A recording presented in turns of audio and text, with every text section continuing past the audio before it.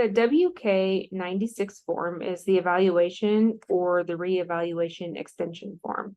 So we've heard from several agencies that they didn't realize that this was available. And so we're hoping that by watching this video that you've heard about it and maybe you're interested in using it. So we're going to talk a little bit about the functionality and content of this form. And the first thing you'll notice is the yellow box with the prompts and reminders in it. So this does not print on your IEP at all, but it is a reminder anytime you see something in yellow that you want to read that and make sure that you're following instructions for either the functionality or how to fill it out.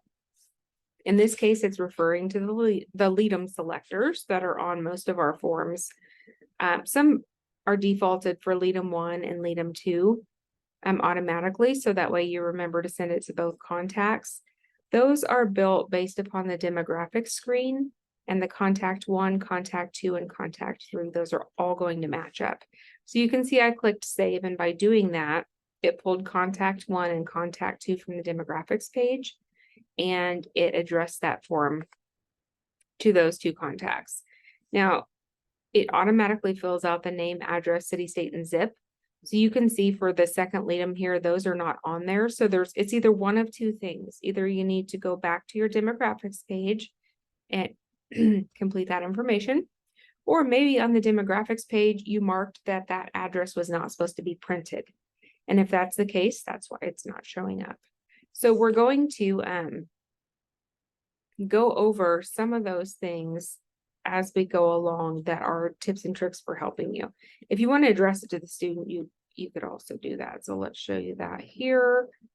And it addresses it also to the student. So this kid and kid's ID number is filled in already. It fills in automatically the date for when written consent was provided for an initial evaluation. So you'll kind of see this is used for two different reasons, okay? So I kind of jumped over that. Let's go back to this here at the top.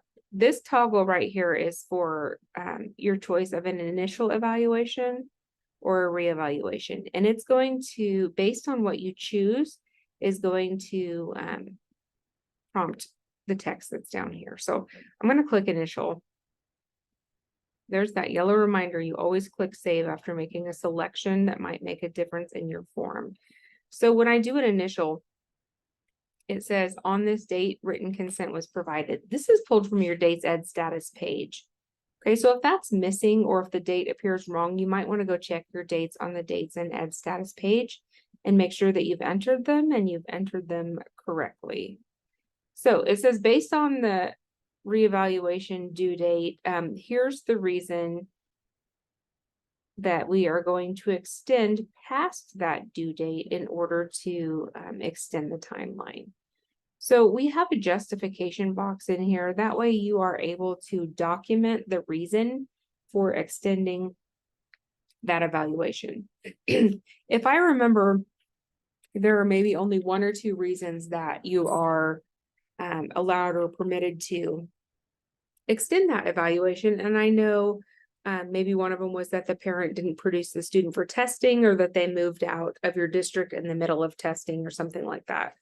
So you're going to want to put that justification in there. We have learned from file review that simply, we ran out of time or we were too busy or whatever the case is not going to pass a file review as an appropriate justification. So make sure that you are training staff and they're aware of what would be an appropriate justification for an extension of a timeline on an evaluation. We also have this spot where you put a proposed new due date. The one thing that we found is that people were extending an evaluation because they needed to maybe obtain one more piece of information, whatever the case is, whatever that reason was, the student wasn't there. And so they needed extra time to gather information on a specific form.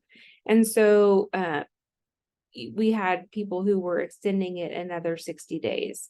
And it was for one piece of information. So this is for you to put in the actual proposed new due date, which would be appropriate and agreed upon by the IEP team. So maybe you only need a week to get it done. Maybe you need, 2 weeks or something, but this is going to indicate that new due date so that that parent knows what they're signing and agreeing to as far as an extension goes. So the parent is going to come down here and sign consent if they are in agreement, and if not, of course, then you must get the evaluation completed. So they are able to sign their name here. If you have a laptop computer or anything with a touch screen where you're able to sign like a phone or an iPad, when they click save, or when you click save for them, it is going to automatically date and timestamp that for you.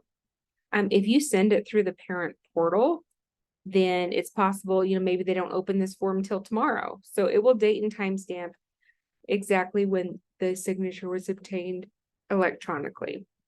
You do not have to use electronic signatures or parent portal to be able to use this form, however. So if I clear out the signature, this same display and print button that you've always used to print it out and then get someone to sign it with a pen, it still works. So if you're not using electronic signatures, that's okay, because when you display this, it's going to have the line for the signature and the date, and these boxes are not going to show up. So you can still print it even if you're not doing electronic signatures. So that is the WK-96 extension form. If you have any questions about it, reach out to us via email. You can reach me at amber@webkids.org, or you can email Brian at webkids.org. Thank you and have a great day.